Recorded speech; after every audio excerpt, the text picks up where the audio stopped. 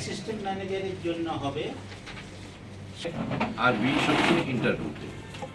এই ছিল সেগমেন্ট, কি বলেন? হ্যাঁ, এই 20। মানে আমি আজকে কিছু বলার বা কোনো কিছু বোঝানোর অবকাশ নেই।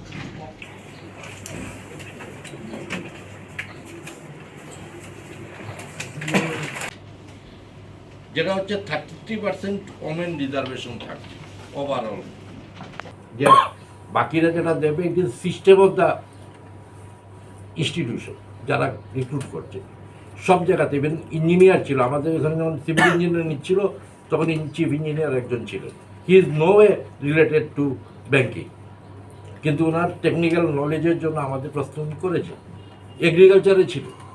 তো এই জিনিসগুলো আমাদের এখানে যেটা হয় যে আইবিপিএস থেকে এসছে, আরসিএস থেকে বোধহয় ছিলেন না, আরসিএস থেকে আরসিএস, ছিল না, হ্যাঁ। SC welfare department, ST welfare department থেকে, এবং হচ্ছে আইবিপিএস যখন নিজেরা করে তাতে আইবিপিএস এর একজন থাকে। আমাদের আইবিপিএস এর আমরা দুজন, হ্যাঁ দুজন, এবং প্রত্যেকের বায়োমেট্রিক আইবিপিএস এর লোক ছিল, তারা ভেরিফিকেশন করেছে।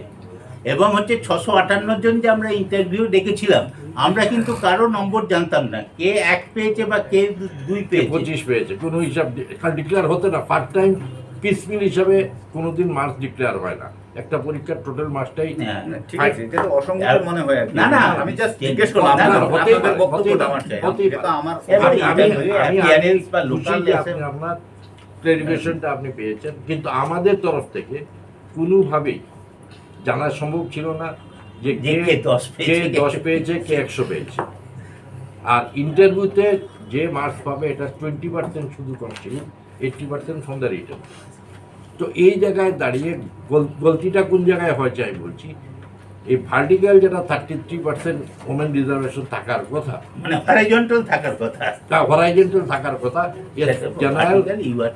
জেনারেল এসসি এসটি যেটা ছিল সেটার মধ্যে আইবিপিএস ইজ অলসো নট অ্যাকুয়েন্টেড।